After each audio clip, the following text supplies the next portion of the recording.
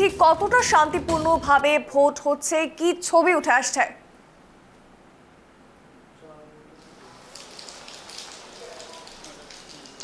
একদমই দেখো, সকাল 7টা থেকে যে ভোট গ্রহণ প্রক্রিয়া শুরু হওয়ার কথা ছিল তা কিন্তু ইতিমধ্যেই শুরু হয়ে গিয়েছে।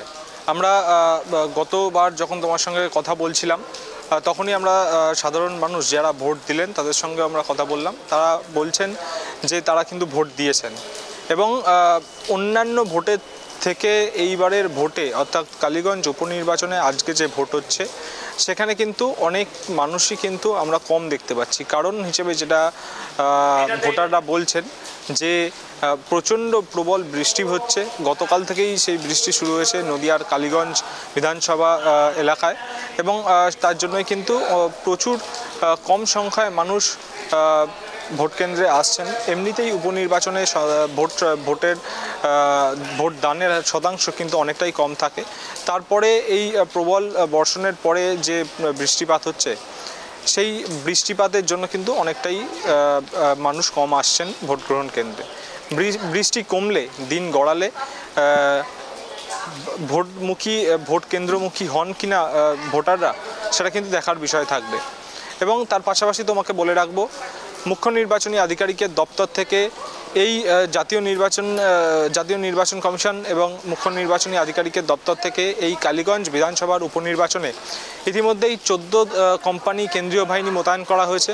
তার পাশাপাশি প্রায় 1300 রাজ্য পুলিশের কর্মীরা রয়েছেন। তারা কিন্তু ভোট যে বুথ 309টি বুথ রয়েছে সেটা পাহারা দিচ্ছেন। তার পাশাপাশি তোমাকে বলে রাখবো যে বিগত ভোটগুলিতে যে ভোট গ্রহণ কেন্দ্রের ভেতরে যে সিসিটিভি ক্যামেরার মাধ্যমে ওয়েবকাস্টিং হতো তার সেখানে একটা নতুন সংযোজন করা হয়েছে। শুধুমাত্র ভোট গ্রহণ কেন্দ্রের ভেতরে নয়, ভোট গ্রহণ কেন্দ্রের বাইরে কি পরিস্থিতি চলছে সেটার পুঙ্খানুপুঙ্খ তথ্য পেতে এবারেই নতুন সংযোজন হয়েছে। ভোট গ্রহণ কেন্দ্রের বাইরেও সিসিটিভি ক্যামেরা লাগানো হয়েছে এবং তার মাধ্যমে ওয়েবকাস্টিং হচ্ছে। তার পাশাপাশি তোমাকে বলে রাখবো যে কিউআরটি ভ্যানে রাজ্য পুলিশের আধিকারিকরা রয়েছেন, সেন্ট্রাল ফোর্সের আধিকারিকরা রয়েছেন। তাদের গতিবিধি কোথায় কি হচ্ছে, তারা কোন কোন জায়গায় যাচ্ছেন, সেই এলাকার পরিস্থিতি কি থাকছে সেই সমস্ত কিছু খেয়াল রাখতে কিন্তু কিউআরটি ভ্যানের ওপরেও সিসিটিভি ক্যামেরা লাগানো হয়েছে, যার লাইভ ফুটেজ অর্থাৎ ওয়েবকাস্টিংয়ের মাধ্যমে দুটি জায়গা থেকে তাদের গতিবিধি নজরদারি চালানো হচ্ছে। অর্থাৎ তিনটি জায়গার ফুটেজ, অর্থাৎ ভোট গ্রহণ কেন্দ্রের ভেতরের ওয়েবকাস্টিংয়ের ফুটেজ, ভোট গ্রহণ কেন্দ্রের বাইরের ওয়েবকাস্টিংয়ের ফুটেজ এবং যে কিউআরটি ভ্যান সেখানের যে সিসিটিভি আছে তার যে ফুটেজ ওয়েবকাস্টিংয়ের ফুটেজ সেটা কিন্তু সরাসরি দুটো জায়গা থেকে মনিটরিং করা হচ্ছে।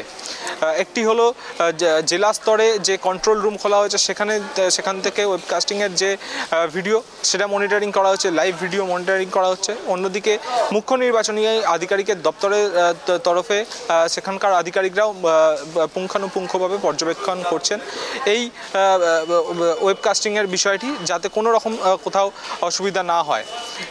তার পাশাপাশি 2026-এর বিধানসভা ভোট, তার আগে এই নির্বাচন একদম স্বচ্ছ করতে চাইছে জাতীয় নির্বাচন কমিশন এবং মুখ্য নির্বাচনী আধিকারিকের দপ্তর।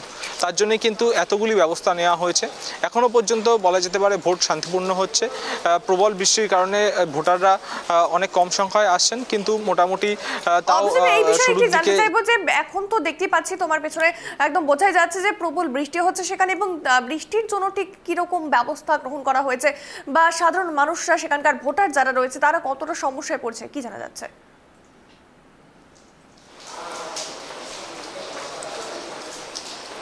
একদমই দেখো, মুখ্য নির্বাচনী আধিকারিকের দপ্তরের তরফে এই যে ভোট গ্রহণ কেন্দ্র 309টি বুথ রয়েছে নদিয়ার কালীগঞ্জ বিধানসভার কেন্দ্রে, সেখানে কিন্তু আমার ওপরে যদি দেখতে পাও শেড করা হয়েছে মুখ্য নির্বাচনী আধিকারিকের দপ্তরের তরফে, যাতে সাধারণ মানুষ যখন লাইন দেবেন তখন তাদের যেন কোনো রকম অসুবিধা না হয়।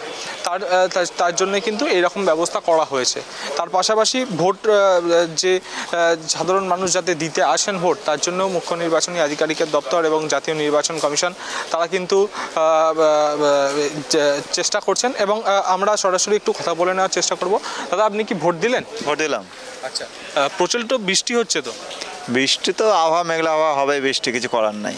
তার জন্য কি অনেক ভোটাররা কম আসছেন নাকি?